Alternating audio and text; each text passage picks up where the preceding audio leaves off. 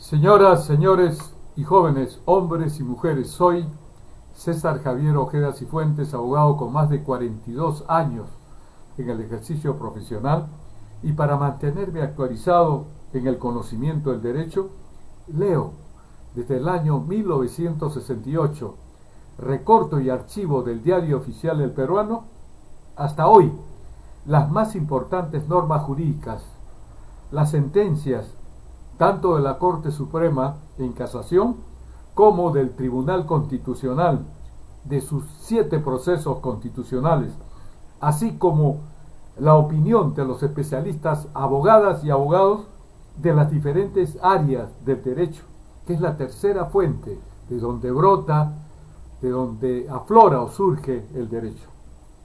En este programa jurídico Tucuiricuy, Ojos y Oídos del Pueblo, comentaré 3 temas. El primero de ellos vinculado a lo que dice el expresidente del Perú, Alan García Pérez, de iniciar proceso de amparo contra el Ministerio Público por la investigación de sus actos ilícitos corruptos probados en el caso del expresidente del Perú, Alan Ludwig Gabriel García Pérez, quien después de su primer gobierno se fugó a Colombia para impedir su procesamiento, sentencia y encarcelamiento, por citar uno de los delitos que cometió, por recibir una coima de $1.040.000 del consorcio Tralima, entidad italiana que ganó la licitación del tren eléctrico sin siquiera cumplir con las exigencias del expediente técnico. Una vez que pasó el plazo de ley para que prescribieran sus delitos contra el Estado, Alan Ludwig Gabriel García Pérez regresó al Perú. Otro punto que deja bien claro que el expresidente del Perú, Alan Ludwig Gabriel García Pérez, y sus congresistas, que tenían mayoría absoluta tanto en diputados, presidido por Luis Alba Castro, y en el Senado, Jorge Lozada Estambul, quienes, estos apristas, han actuado en contra de la lucha contra la corrupción, ya que dieron la ley 24.801, que se publicó en el Diario Oficial del Peruano el 14 de mayo de 1988, por la cual se derogaba el artículo primero del Decreto Supremo 140 SC, con valor de ley, por el que se obligaba a todo funcionario público a presentar su declaración de bienes y rentas, y en el caso que su cónyuge, como Mariel Pilar Nores Boderó, tuviese bienes o rentas, debía incluirlos en la declaración del funcionario público. Por ello, jamás la declaración de bienes y rentas de Alan Ludwig Gabriel García Pérez incluyó los bienes y rentas de su esposa María del Pilar Nores Boderó. Por ello también, cuando estuvo preso por los petroaudios, el abogado tributarista del expresidente del Perú, Alan Ludwig Gabriel García Pérez, Alberto Quimper Herrera, quien en esa época era director de Perú Petro, quien al sentirse abandonado por el APRA en prisión, denuncia que la plata del expresidente del Perú, Alan Ludwig Gabriel García Pérez, la tiene su esposa Mariel Pilar Nores Boderó. Es importante hacer conocer a la ciudadanía algo que no quieren recordar ni Jorge Alfonso Alejandro del Castillo Galvez, ni Claude Mauricio Mulder Bedoya, apristas, que no quieren que se investigue al expresidente del Perú, Alan Ludwig Gabriel García Pérez, por el Ministerio Público. El caso Petroaudios, que se dio el 5 de octubre del 2008, durante el segundo mandato de Alan Ludwig Gabriel García Pérez, donde se difundieron audios en los que el ex ministro aprista Rómulo León, del primer gobierno, y el directivo de Perú Petro, Alberto Quimper, se ufanaban de haber considerado la concesión de lotes petroleras para Discover Petroleum. Por esto se abrió proceso a ambos junto a Fortunato Canán, Ernesto Arias Echereibi y Daniel Saba. ¿Acaso no tuvo reuniones Jorge Alfonso Alejandro del Castillo Gálvez con Fortunato Canán en la suite del Hotel Country Club? ¿Usted se acuerda, ex primer ministro aprista? ¿Se acuerda Mauricio Mulder?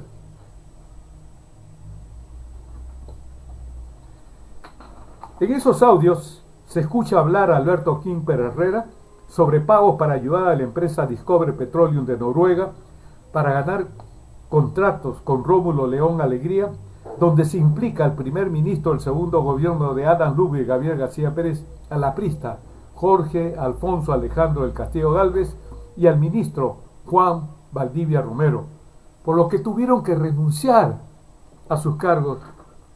¿Se acuerda usted, don Jorge Alfonso Alejandro del Castillo Gálvez? ¿O tiene usted una memoria pequeñita? Aunque la tenga con una micra, usted se tiene que acordar por qué renunció. En el diario Comercio del 8 de enero del 2001 se le pregunta a Manuel Ponce Feijó, ex oficial de inteligencia, fundador de Business Extract BTR en el penal Castro, procesado por interceptación telefónica de los petroaudios, refiriéndose a Jorge del Castillo Gálvez. Entonces, ¿no lo conoce a raíz el caso Petroaudios? Todo empieza por los audios, dice Manuel Ponce Feijó. A mí no me incautaron material sobre el Castillo, pero sí escuché la voz de él cuando era primer ministro y la de Rómulo León. No se trata de un audio telefónico, es algo diferente. Se trata de voces juntas, grabadas en un mismo ambiente, probablemente la suite que Fortunato Canán tuvo en el Hotel Country. Ellos conversan del Castillo, León y Canán. No se trata de interceptación de teléfonos fijos ni celulares. Al parecer la grabación se hizo en ese ambiente y se habría grabado todo lo que pasó allí, incluso las llamadas que se realizaban. Parece que había micrófonos sembrados en esa suite. ¿Usted grabó esos audios? No, yo no chuponeo, dice Manuel Ponce Feijó, pero por mi trabajo escucho muchas cosas.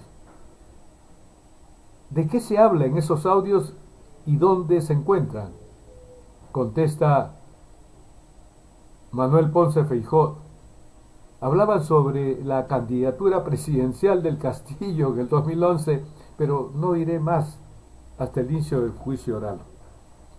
El Poder Judicial, con jueces apristas, en la lucha contra la corrupción, en la lucha no contra la corrupción, no,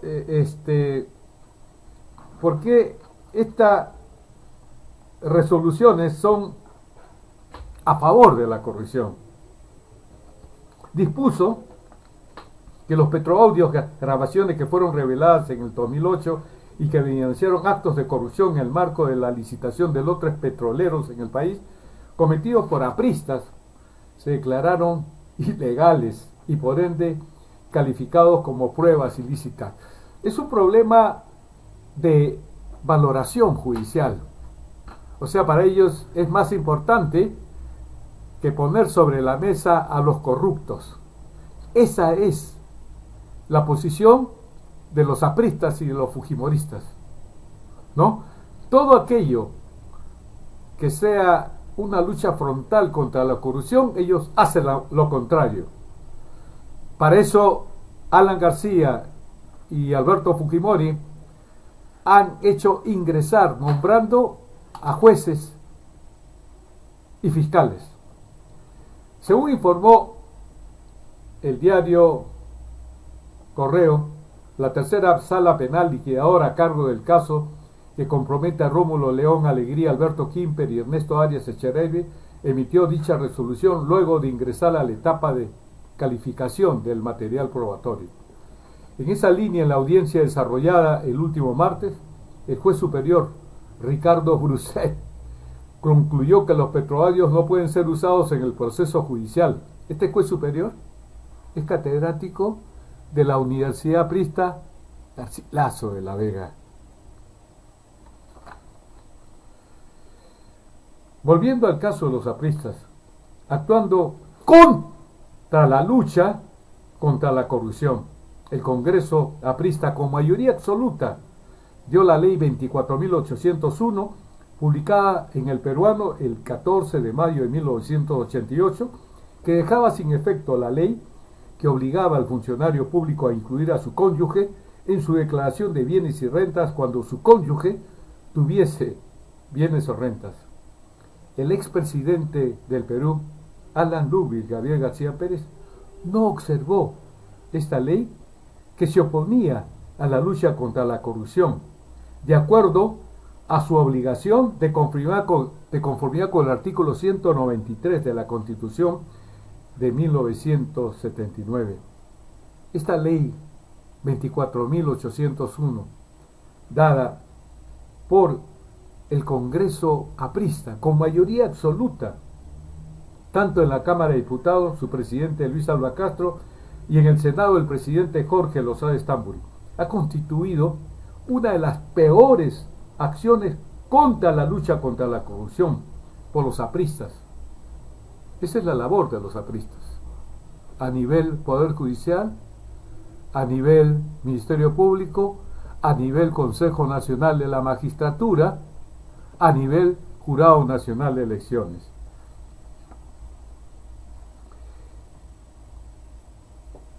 Además, el Perú entero debe saber que Jorge Lozada Estambul, como presidente del Consejo Nacional de la Magistratura, al igual que los apristas Edmundo Peláez Bardales y Carlos Arturo Mancilla Gardela, como presidente del Consejo Nacional de la Magistratura, inundaron de apristas el Poder Judicial y el Ministerio Público para mantener la corrupción en la administración de justicia en el Perú, como en el caso de los petroaudios o el delito de peculado de Keiko Sofía Fujimori Gucci.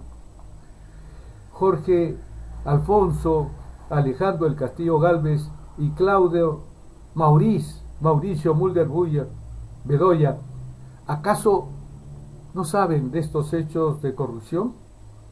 ¿Son desmemoriados? ¿Y qué dicen sobre esto Aldo Mariátegui, Mónica Delta, Federico Salazar y otros periodistas de televisión, periódicos y radios que saben de toda esta corrupción? ¿Acaso tienen el valor de comentar el cinismo de estos políticos apristas o fujimoristas? Por ello hay una gran corrupción en el Perú. En los medios de comunicación social en el Perú entrevistan a políticos inmersos en casos de gran corrupción como si no supieran nada. El segundo tema es el relacionado con las declaraciones de Keiko Sofía Fujimori Gucci, con un cinismo al igual que sus 71 congresistas con mayoría absoluta en el Congreso, contra las investigaciones por ilícitos penales, por lavado de activos, narcotráfico, contra la fe pública. Máxime, si cuando fue primera dama de su padre, el delincuente expresidente del Perú, Alberto Fujimori, quien obtuvo millonarios ingresos delincuenciales al comprobarse que vendió bienes del Estado en forma subvaluada y compró bienes del Estado en forma sobrevalorizada, dinero ilícito proveniente de lo presupuestado en el Servicio de Inteligencia Nacional del Ejército, Marina, Aviación y Policía Nacional del Perú. Dinero ilícito con el cual su padre, el delincuente expresidente del Perú, Alberto Fujimori, pagó los estudios en las universidades de los Estados Unidos de Norteamérica de sus 4 hijos, Keiko Sofía, Hiro, Sachi y Kenji Fujimori y Gucci. La propia Keiko Fujimori reconoció ante la Comisión Weizmann en enero del 2001 que su padre le entregaba dinero en efectivo en Palacio de Gobierno para pagar sus estudios y lo de sus hermanos en Estados Unidos. Fujimori no tenía ingresos legales suficientes como para pagar los gastos universitarios de sus hijos. Keiko Sofía Fujimori Gucci cometió delito de peculado por participar del delito de peculado según el artículo 387 del Código Penal, y su complicidad se establece de acuerdo con el artículo 25 del Código Penal. ¿Cómo puede esta ex primera dama de su padre, el delincuente expresidente del Perú, Alberto Fujimori Fujimori, rechazar con sus 71 congresistas fujimoristas la investigación del Ministerio Público? Al terminar este programa, se pasa un video de lo que declara el asesor principal Vladimiro Montesinos Torres del delincuencial expresidente del Perú, Alberto Fujimori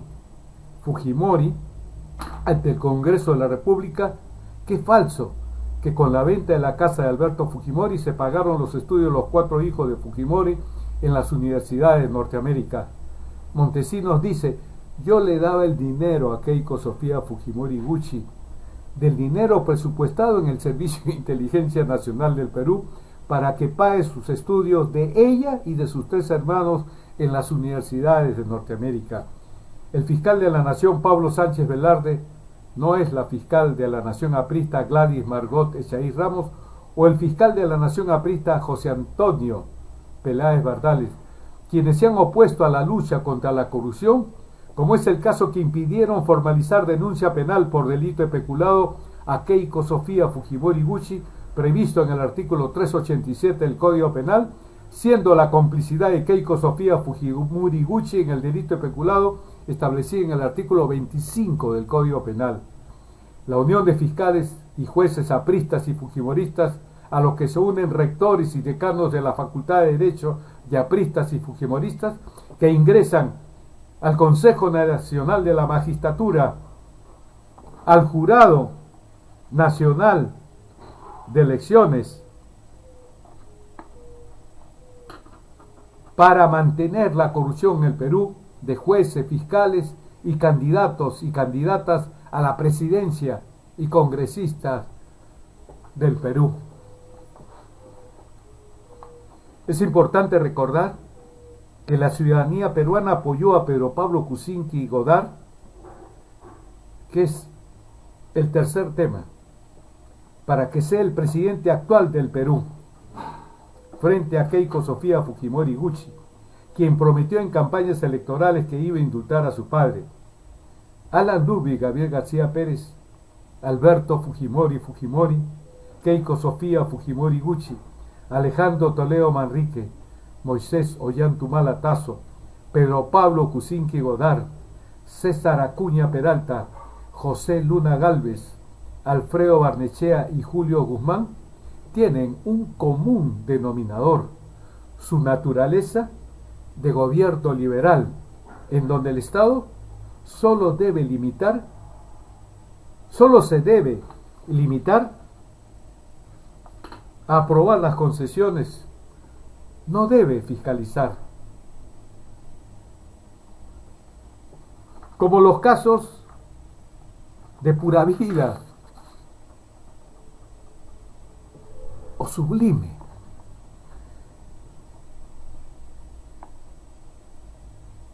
Comentaré el primer tema sobre las acciones ilícitas de Alan Ludwig Gabriel García Pérez en su primer gobierno, donde la fiscal suprema Nelly Calderón Navarro emitió el dictamen estableciendo la responsabilidad penal del expresidente del Perú, Alan Ludwig Gabriel García Pérez, en su primer gobierno. Expediente número 001-95, tren eléctrico, canal 13 y dólares MUC. En diciembre de 1995, la fiscal suprema Nelly Calderón, en su dictamen 1750-95, concluye que se encuentran debidamente acreditadas la comisión de los delitos de cohecho pasivo y enriquecimiento ilícito previsto y sancionado por los artículos 349 y 361-A del Código Penal de 1924 en calidad de autor y como instigador en la comisión de los delitos de colusión ilegal y negociación incompatible previsto y sancionado en los artículos 344 y 345 del Código Penal de 1924 respectivamente, así como la responsabilidad penal del procesado Alan Lubich Gabriel García Pérez. En el dictamen, la fiscal suprema Nelly Calderón Navarro, al igual que aparece en el informe final de la instrucción abierta por Hugo Sibina Hurtado, vocal supremo instructor de marzo de 1996 contra Alan Lubich Gabriel García Pérez, detalla cada hecho delincuencial cometido por el expresidente de Perú, Alan Lubich Gabriel García Pérez, concluyendo que se encuentran acreditados los hechos delictivos imputados al procesado, opinando por su responsabilidad penal como instigador en la comisión de los delitos de colusión ilegal y negociación incompatible y como autor de los delitos de cohecho pasivo y de enriquecimiento ilícito en agravio del Estado peruano. Por ello, a continuación, menciono textualmente lo que dice Hugo Sibina Hurtado, vocal supremo instructor, en su informe final, expediente número 001-95, 25 de marzo de 1996. Señor presidente, que el suscrito designado vocal supremo instructor Hugo Sibina Hurtado,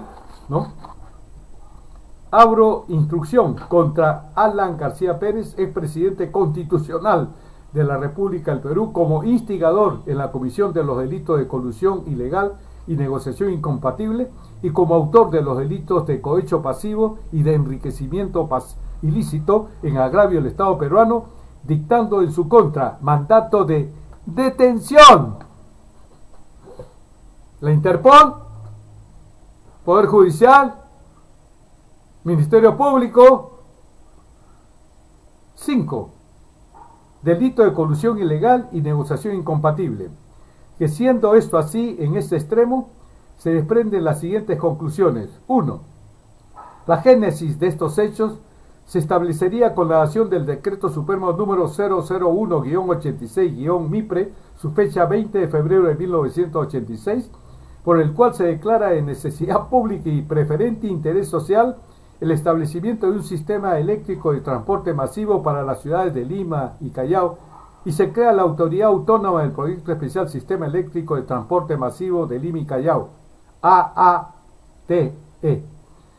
Segundo, se ha establecido que la creación de la AATE fue una medida estrictamente política y sin sustento técnico. Tercero, se ha establecido que hubo una presión permanente de parte del procesado Alan García Pérez en su calidad de presidente de la República para que las obras civiles empiecen en julio de 1986 y culminen necesariamente en ese año. Se ha establecido que el procesado interfirió permanentemente en el trabajo de la AATE e incluso asumió funciones propias de dicha entidad. Estamos hablando del caso Odebrecht, Metro. Cuarto, se ha establecido que por presiones del expresidente García había en las autoridades peruanas pertinentes una direccionalidad para que Italfer gerencie el proyecto y no sea ninguna otra empresa. Estamos hablando de Odebrecht, Metro, etcétera. Quinto, se ha establecido que las negociaciones iniciadas con otras empresas o gobiernos se truncaron o se realizaron negociaciones aparentes de selección de empresas por cuanto el gobierno peruano ya había formalizado su intención de entregar la ejecución y financiamiento del proyecto a la parte italiana. Hoy, en este momento, me estoy acordando del Jesucristo en Chorrillos, Odebrecht.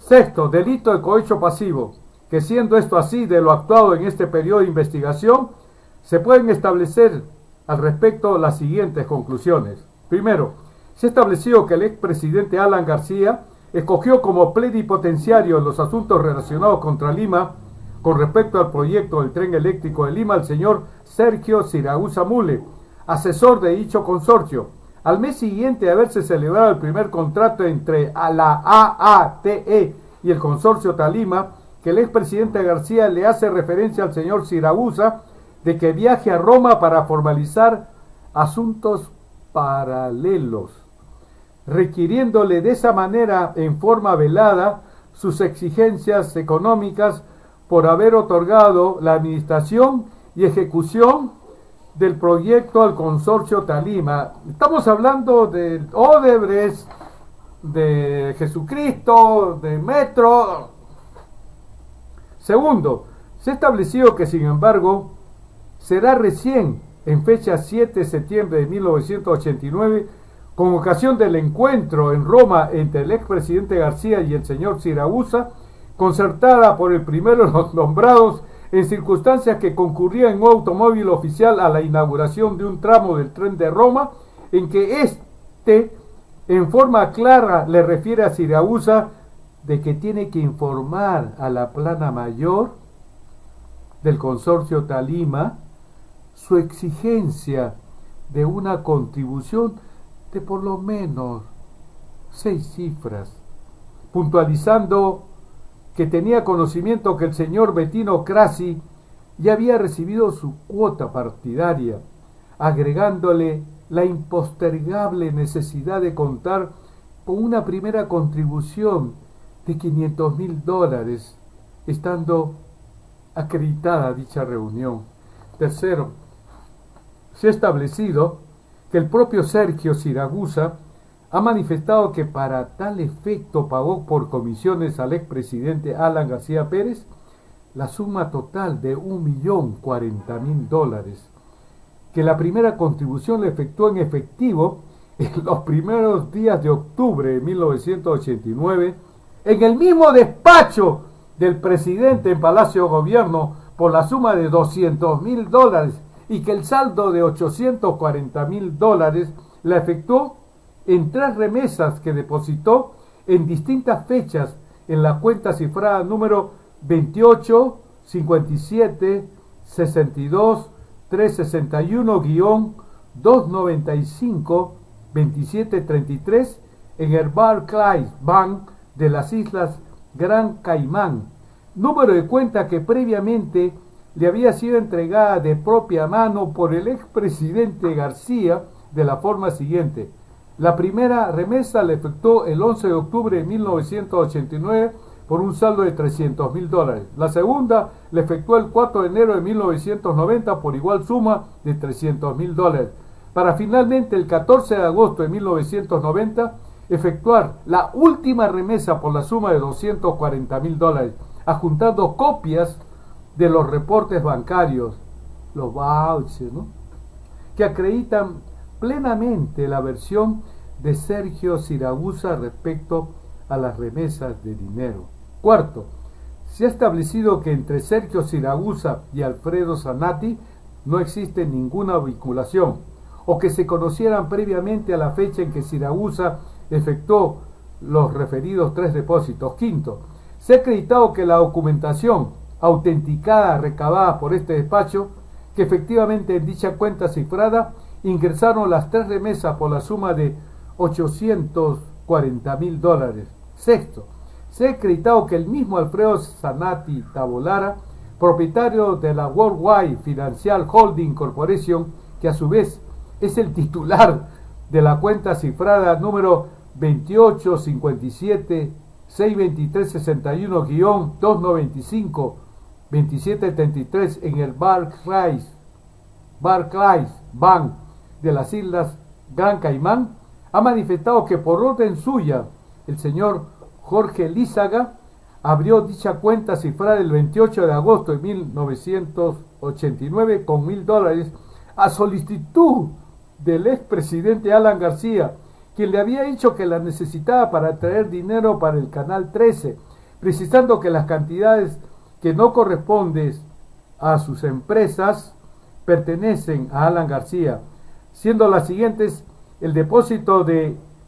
$995,153.13 norteamericanos con fecha 7 de septiembre de 1989, el depósito de $300.000 de fecha 12 de octubre del mismo año, y el depósito de 239.985 ingresado el 14 de agosto de 1990, evidenciándose que entre estos depósitos que pertenecían al procesado García, según lo dicho por Alfredo Zanatti, se encuentran las 3 remesas de dinero que había depositado Sergio Siragusa. ¿Acaso el Poder Judicial, inundado de apristas, colocado por Jorge Lozado Istamburi, ¿no? ¿Acaso, y los otros también, Mancilla, Gardela, Edmundo Peláez Barrales, acaso ese $1.000.000 que sobraba a la cuenta ilícita de Alan Lubbe y Gabriel García Pérez se investigó? Al igual que los 6 millones que tenía Máximo Agustín Mantilla Campos. Se averiguó, señores jueces, fiscales de la nación, fiscales apristas. ¡No!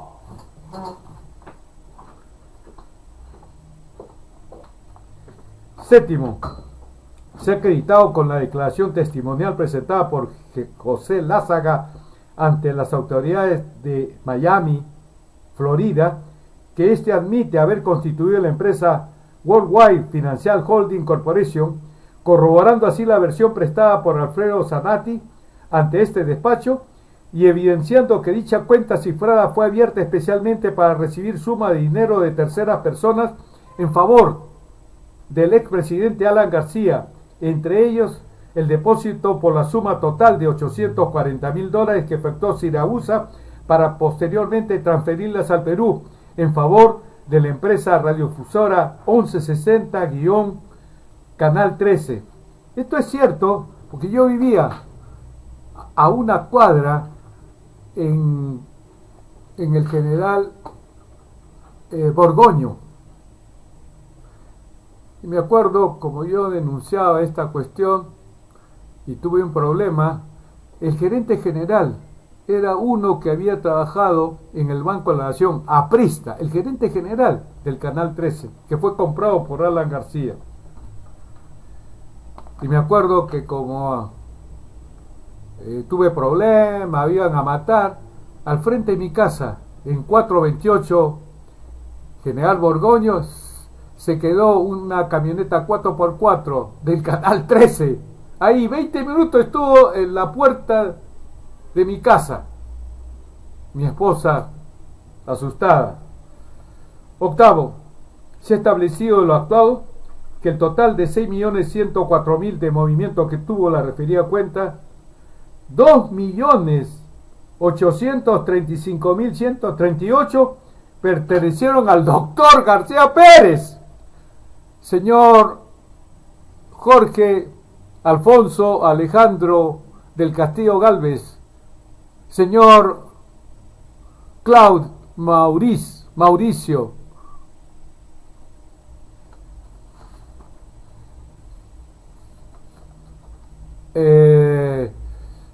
¿cómo se llama este otro aprista? Por Dios que lo he perdido. Mauricio Mulder.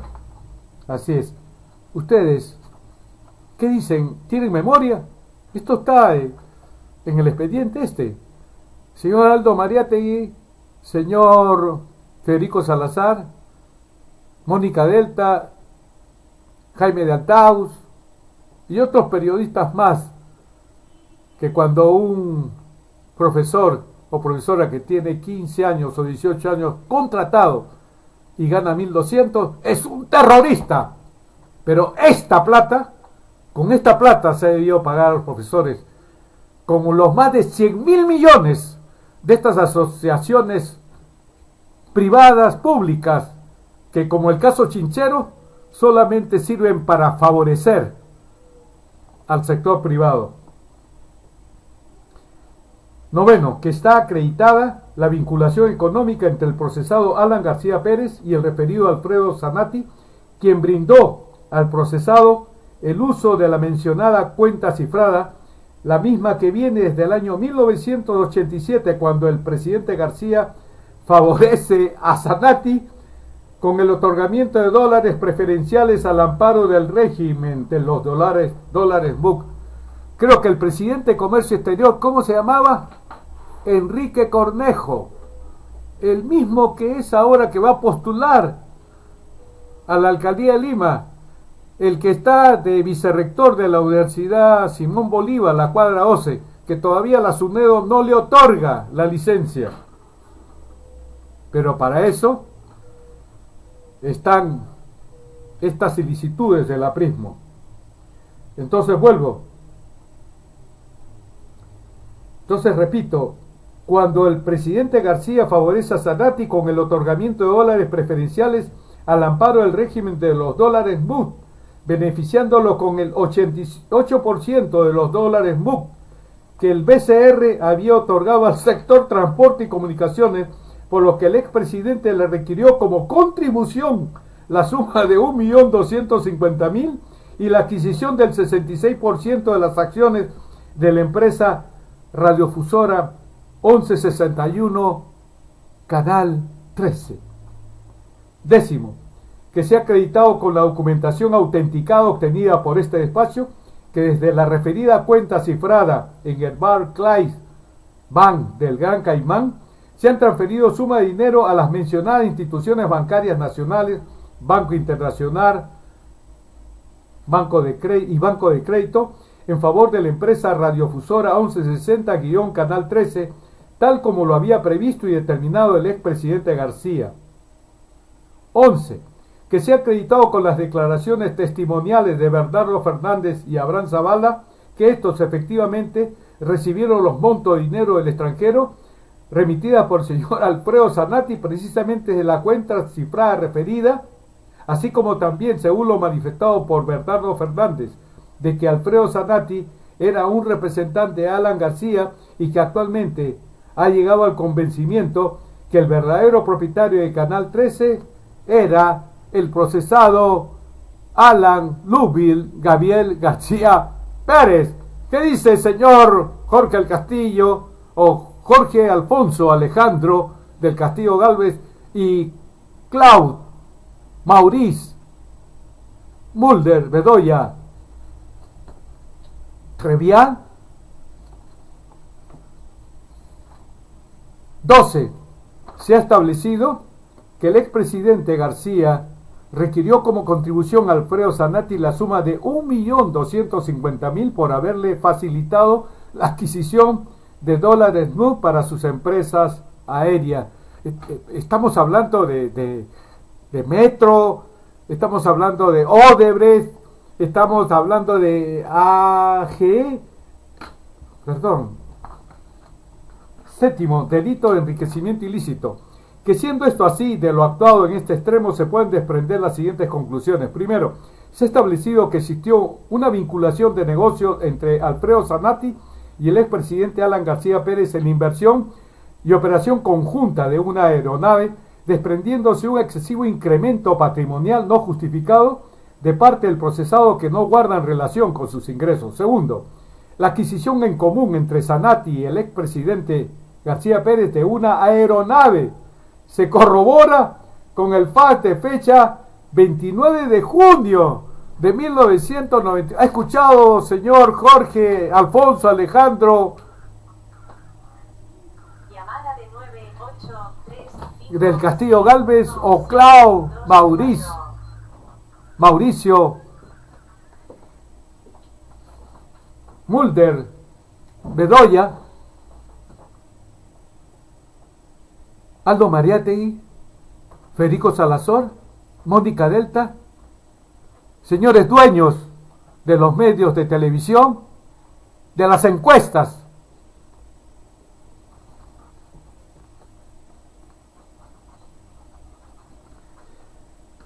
Cuatro, se ha establecido que existen fundados indicios que el procesado Alan García Pérez era el verdadero propietario del 66% de las acciones de la empresa radiofusora 1160-Canal 13.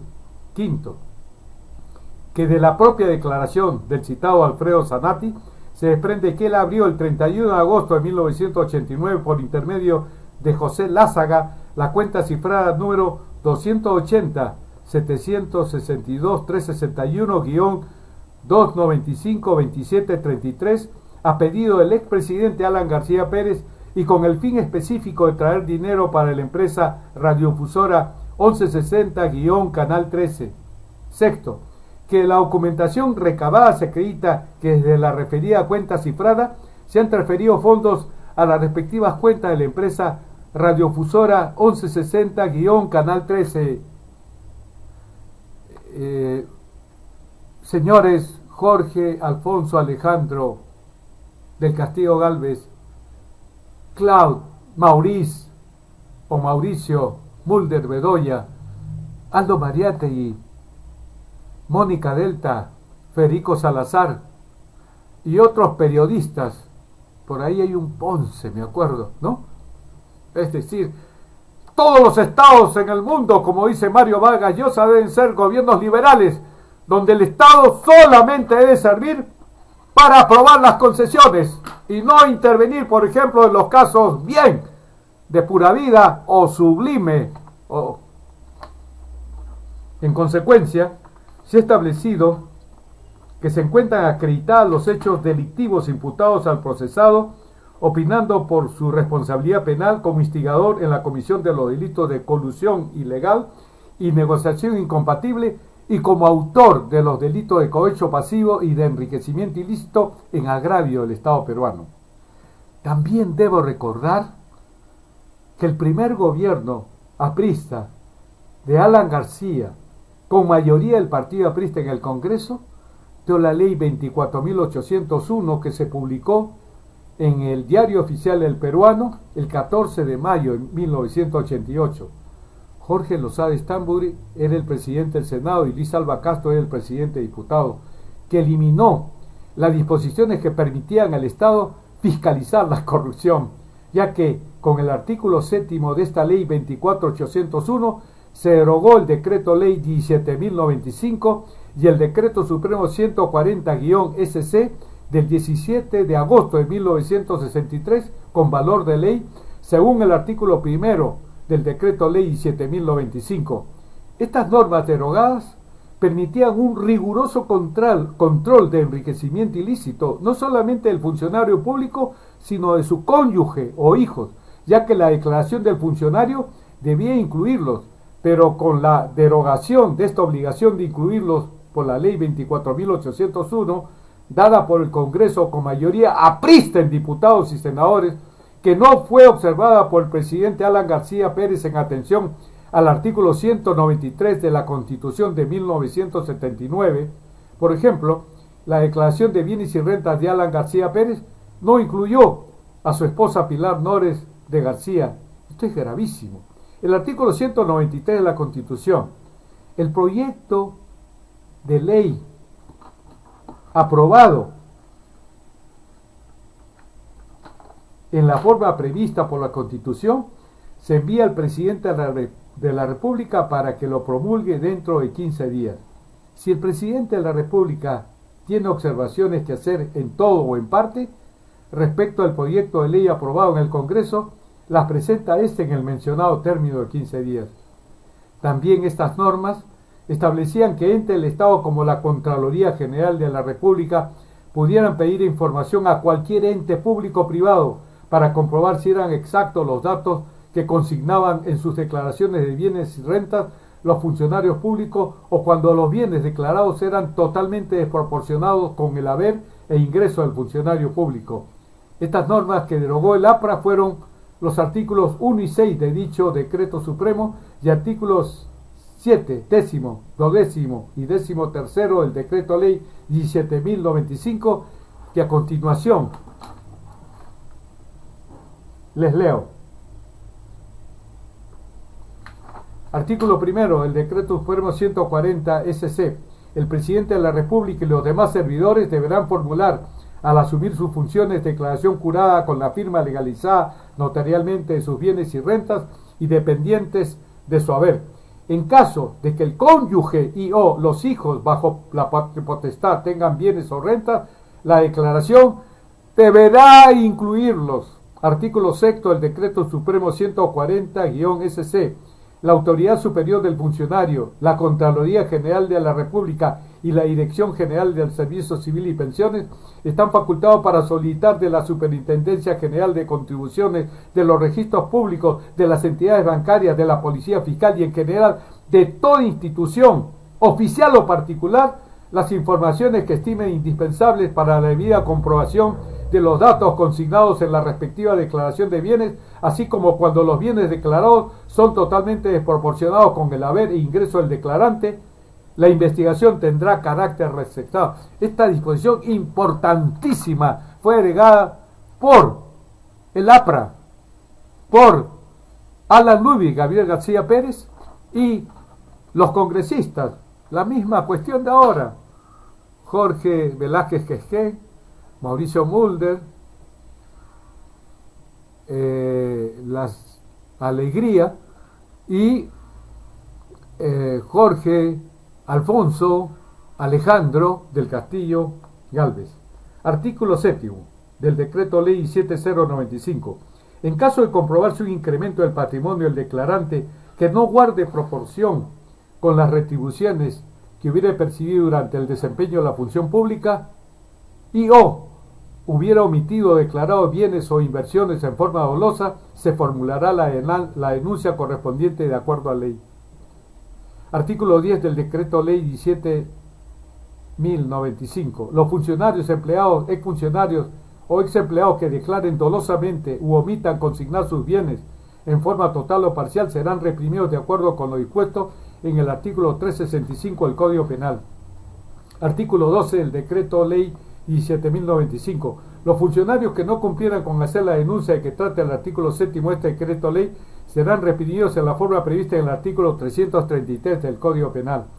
Artículo 13 del Decreto Ley 17.095. Hay acción popular para denunciar las declaraciones dolosas y las omisiones de que trata el artículo 10 de este Decreto Ley. Los denunciantes tendrán derecho al 50% del valor de los bienes declarados indebidamente u ocultados. Con esta ley 24801, dada por la mayoría aprista que derogó el Decreto Supremo 140-SC del 17 de agosto de 1963 y consecuentemente su artículo primero, ya no existe la obligación de que los bienes o rentas de la cónyuge o de los hijos del presidente de la República o de cualquier funcionario público se incluyan en su declaración de rentas y bienes del presidente de la República. Por ello, Alan García Pérez ya no los incluyó en su declaración. ¡Qué gravísimo es esto! Porque con la derogatoria de este artículo primero, ya no se pudo conocer los bienes o rentas de la esposa del presidente de la República, María El Pilar Nores de García, y de otros casos también, de todos. Esta es la corrupción promovida por el aprismo de Alan Ludwig, Gabriel García Pérez, de los apristas. ¿Qué dice señor Jorge Alfonso Alejandro del Castillo Galvez, Mauricio Mulder Bedoya?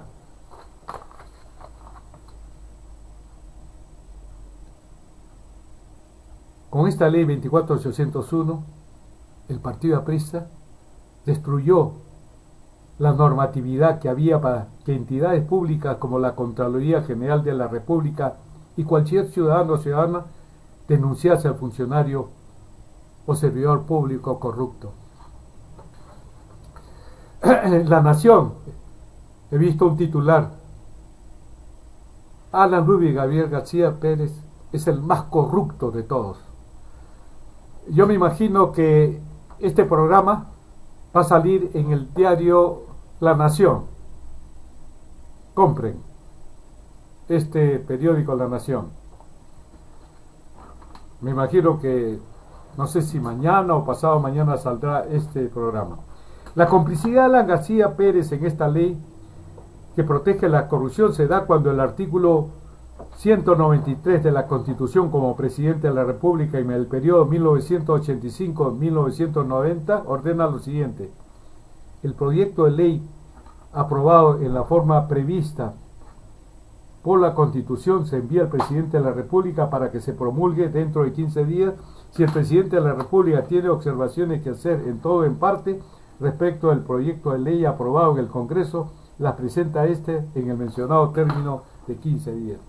Ahora comento lo referente a los hechos delictuales de Keiko Sofía Fujimori Gucci en relación al dinero del Estado presupuestado en el Servicio de Inteligencia Nacional de Perú, en el Ejército, Marina, Aviación y la Policía Nacional de Perú, con el que se pagaron los estudios en las universidades de Norteamérica de los 4 hijos del expresidente del Perú, el delincuencial Alberto Fujimori, donde no solo hay lo que dice el asesor principal del expresidente del Perú, el delincuencial Alberto Fujimori, Vladimiro Montesinos Torres, ante el Congreso del Perú en un audio, sino también están las pruebas escritas, tanto del testimonio en ese sentido de Montesinos, como también de su asistenta Matilde Pinchi y de la secretaria de Montesinos, señora María Angélica Arce.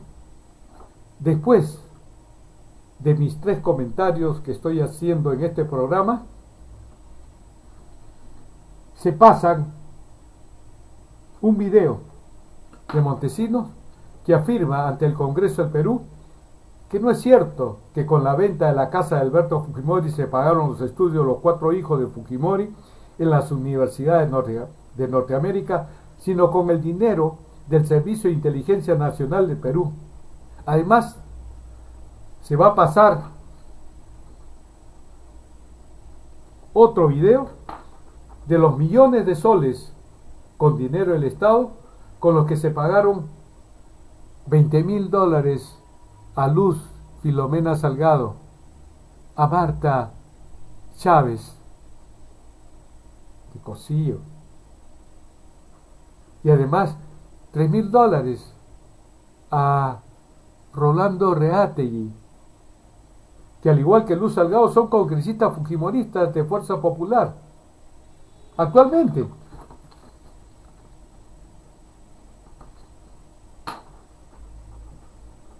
Y asimismo se pagó el monto total de la campaña electoral del año 2000 hecha por los fujimoristas. ¿De qué moral, de qué injusticia hablan Keiko, Sofía Fujimori y Gucci, Cecilia Chacón, Luz Salgado, Rolando Reátegui,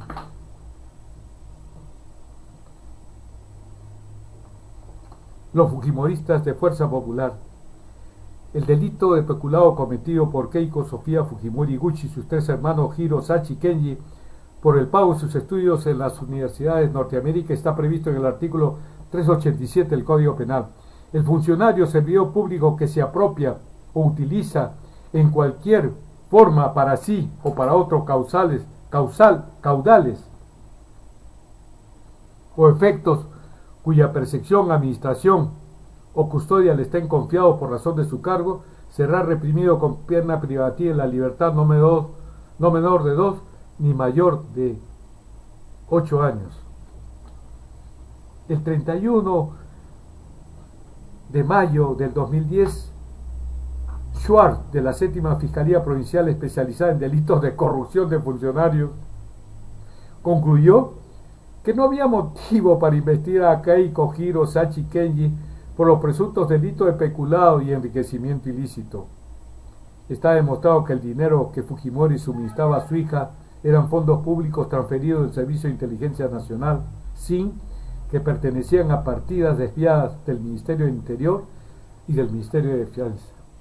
Keiko Fujimori es cómplice del delito de peculado por recibir de Vladimiro Montesinos Torres dinero del Estado para su gasto de educación y de sus hermanos en las universidades de Estados Unidos de Norteamérica. El marco jurídico de la complicidad de Keiko Sofía Fujimori y Gucci está en el artículo 25 del Código Penal, el que dolosamente preste auxilio para la realización del hecho punible, sin el cual no se hubiera perpetrado, será reprimido con la pena prevista para el autor. Los fiscales apristas, pese a que se dan los presupuestos jurídicos del artículo 77 del Código de Procedimientos Penales para formalizar denuncia del delito de peculado contra sus autores, intraneus o participantes como Keiko Sofía Fujimori Gucci, extraneus, porque hay o había indicios suficientes o elementos de juicio reveladores de la existencia del delito de peculado, tipificado en el artículo 387 del Código Penal, habiéndose individualizado a sus autores o participantes y que el delito no haya prescrito. No formalizó denuncia penal por delito de peculado. En la corrupción se unen apristas y fujimoristas, jueces y fiscales.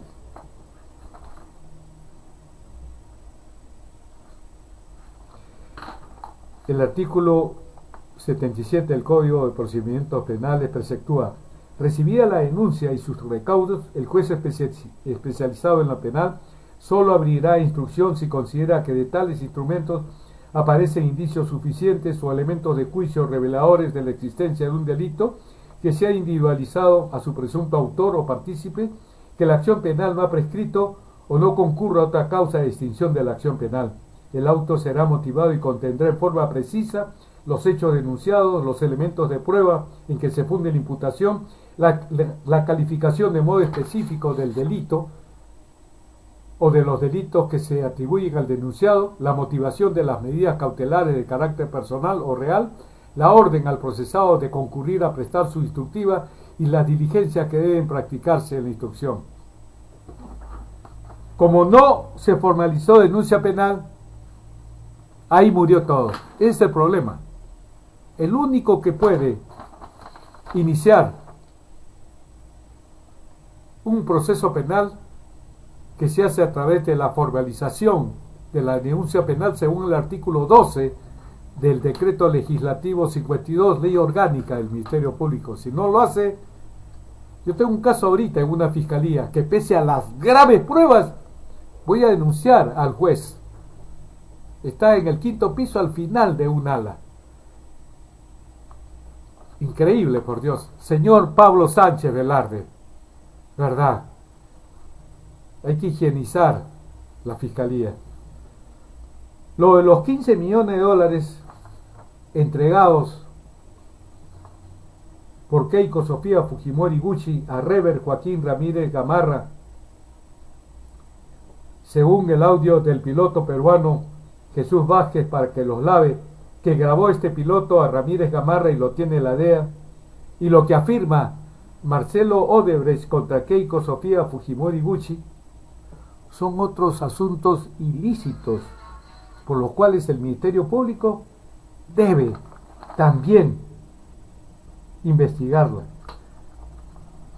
Como en el caso de Moisés Ollanta Tazo y Naín Heredia Alarcón, y lo que también se debe hacer por el Ministerio Público con el expresidente del Perú, Alan Rubio y Gabriel García Pérez. A igual razón, igual derecho. Hasta el próximo programa. En el caso de la señora Marta Chávez de Cosío, Luz Salgado, Carmen Lozada de Gamboa, Manuel Vara, que era jefe del PRONA, y el señor Sobero Taira, que fue ministro de Pesquería, embajador del Perú en La Habana, Cuba, con Fidel Castro, candidato. Tuve una reunión en las instalaciones del Servicio de Inteligencia, en un ambiente que está al lado de la cocina, en un comedor, y a ellos les entregué a cada uno $20,000 para el objetivo de su campaña personal, independientemente, señor presidente, de la ayuda que se le daba a los 120 candidatos a Congreso, que consistía en ¿qué? En la entrega de calendarios, modelo grande, mediano, pequeño, en los personales, para lo cual cada uno de ellos me entregó su foto, porque cada uno quería salir con la foto que él quería. No le gustó cuando presenté yo unas fotos, unos calendarios con las fotos, y dijeron, no, esa foto no me gusta. Cada uno quiso entregar su foto. Entonces tuve que yo enviar al triturador los calendarios, recepcionar. La que más me reclamaba era la señora Luz Salgado, esa foto no me gusta. Dije, bueno, al triturador los calendarios, traigo usted su foto y sobre esa foto se mandó a hacer. O sea, no solamente fue el tema de los $20.000, sino fue los calendarios, las pelotas, los polos, toda el abastecimiento logístico para los efectos de que pudieran salir reelegidas como congresistas. Y para este efecto, en San Isidro se alquiló un inmueble, un oficial en situación de la Marina que se llama Javier de las Casas, que trabaja con el señor Javier de las Casas, que trabaja con el señor Ricardo Vininsky, que era el asesor de imagen de Perú 2000, y en esa casa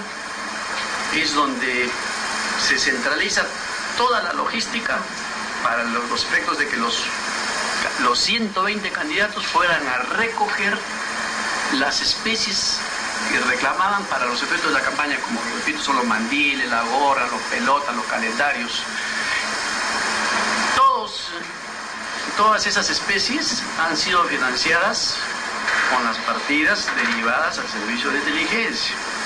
O sea, ellos sabían a conocimiento que el servicio de inteligencia, con sus fondos que provenían de los ministerios de defensa, del interior, les estaba financiando su campaña política, con el conocimiento y la autorización del presidente Fujimori, porque yo no podía tomarme la libertad de mandar a hacer los calendarios para la señora Luz Salgado, primera, en ese momento no era vicepresidenta, pero miembro connotada de Cambio 90, sin conocimiento del presidente. Obviamente el presidente Fujimori sabía al detalle todos los pasos que se iban dando en este escenario, con un objetivo político. O sea, el objetivo político era la reelección dentro de este contexto que yo he explicado, y obviamente dentro de ese contexto, pues como yo hablé en una oportunidad, se tiene que saltar de la frontera porosa de la legalidad y se entra a la ilegalidad, y se rompen las normas. Presidente, intermedio. El pago de los hijos, los estudios, tengo entendido que usted le hacía un depósito en una cuenta en Panamá. No, eso no es cierto. El pago de los hijos se hizo con dinero en efectivo que yo le entregaba a él. Después él simuló la venta de la casa de Pinerolo con el señor Palermo. Palermo simuló que se vendía el señor Palermo le presentó a unos supuestos compradores de la casa que tenía el señor Fujimori en Pinerolo, y se hizo una venta ficta. Yo le entregué ese dinero a él y él le entregó a Palermo, y después hicieron como que le pagaban por la venta de su casa y se hizo una transferencia del inmueble, pero se elaboró un contradocumento que Fujimori seguía siendo el dueño real de ese dinero. Entonces con eso él después ha dicho: bueno, mis hijos estuvieron en el extranjero, yo he gastado tanto, pero acá tenía yo un dinero que justificaba. Pero en ese interín, con el señor